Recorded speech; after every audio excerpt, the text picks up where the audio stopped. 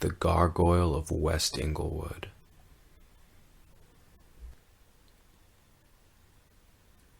This happened about 5 years ago while I was attending college and still living with my father. And yeah, I know some people are going to find this hard to believe. Monsters aren't exactly native to the streets of South Chicago. Not non-human ones anyways. You grow up to realize that the scariest things you can face are caused by the will, or lack thereof, of men. Yet, as children, we grow up with irrational fears. The boogeyman in the closet, the paranormal ongoings of a late-night cemetery, or the monster that lurks under your bed waiting to grab your arm if you dare dangle it off the ledge. We grow up to learn to dismiss these feelings as childishness or cowardice, but those feelings are there for a reason, and I know that now. And maybe if I would have listened to that instinct more, things might have gone better.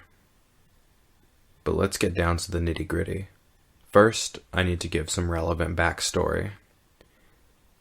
For as long as I can remember, and for reasons I will not get into here, it's just been my dad and I.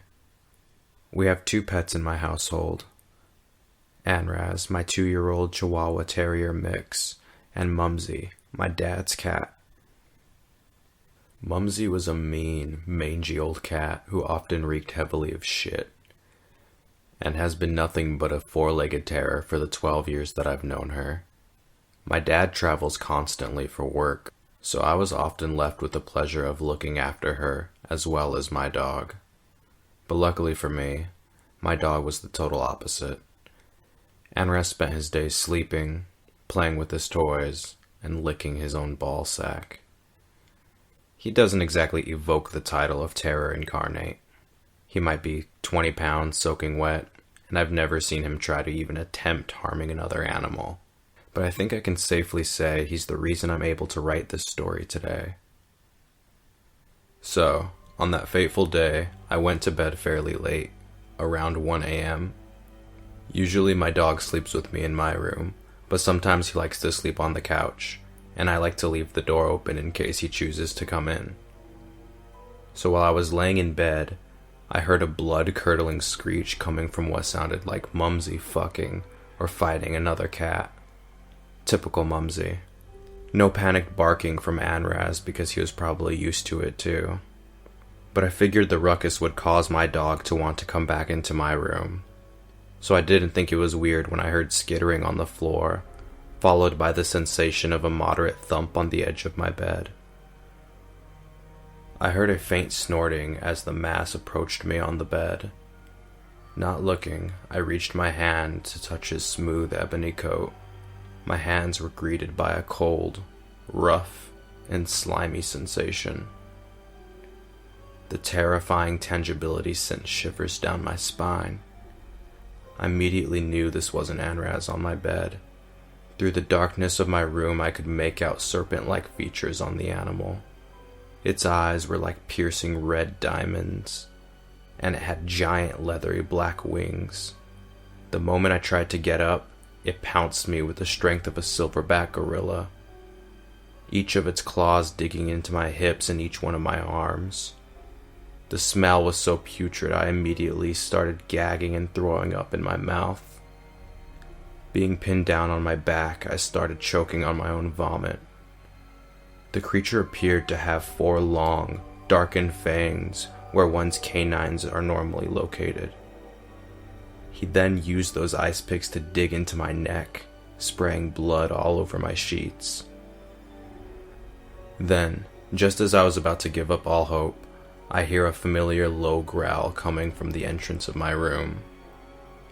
Before the creature or I could turn to see what it was, Anraz jumped on the bed and proceeded to make the nastiest, most intimidating noises he could muster, followed by biting so ferocious you would think the creature was a vet who got too close to his genitals. He tackled the thing off the bed. It released its razor-sharp grip and I started bleeding profusely around my hips and arms from the puncture wounds. I immediately tried to get out of bed, but collapsed to the ground from the combination of nausea and my puncture wounds, which were now spewing fountains of blood. I turned my head away from the vicious brawl to reach for my .44 Magnum that I keep at the side of my bed at all times. But before I could aim for the beast, I heard more intimidating barks from Anraz, followed by what sounded like the skittering of the monster and glass shattering. My companion chased the sound, and that's when I started to get extremely drowsy and passed out. I wake up next morning still on the floor, sun shining on my face, the memories of last night's events flooding in all at once. I examine my wounds. It's a miracle I didn't bleed out, but I was quite sure I needed stitches. I almost jumped out of my skin when I felt a wet sensation touch my thigh, but immediately relaxed when I realized it's my dog. He looked quite beaten up and tired, laying on the floor next to me on all fours with his tail slightly in the air, wagging side to side. Scratches were all down his face and body, patches of fur missing. He looked rough, but I knew he would make it. I slowly got up to get his leash from the living room so I can take him to the vet. As I entered the room, I was met with utter horror and carnage. Red blood sprayed everywhere, from the floor to the ceiling. Clumps of orange fur scattered about. That's when I noticed the small mass lying lifelessly on the ground near the doggy door. I walked closer. It was Mumsy. His body was completely mangled and his entrails had been violently ripped out of his stomach and they were scattered all over his body. I immediately puke again, accidentally getting some on the cat's body. I'm sorry, Mumsy. Not too sorry, though. You always were a little shit. I tiptoe over his body and grab the leash and haul Anraz into the car. The vet saw us immediately. He seemed to be very concerned for the two of us, to say the least. I had told him that my dog had saved us from an attack by a stray pit bull. He seemed to have bought the story and, after a few stitches, a prescription for antibiotics, and one hefty bill later, they sent us on our way. When my dad finally got home, he didn't believe me, of course. I don't blame him either. He said it was probably just a possum or something. He had even questioned if I was under the influence while the attack had taken place. I wasn't. He was furious about Mumsy, and I think a little part of him still resents me to this day for what happened. But honestly, I was just glad my dog and I were all right. After a few days, things seemed to go back to normal. But just when I thought the worst was done, I noticed my dog started to develop dark, green, scaly patches where the fur had been ripped out days prior. He was also losing his teeth, all but the 4 canines at the front of his mouth.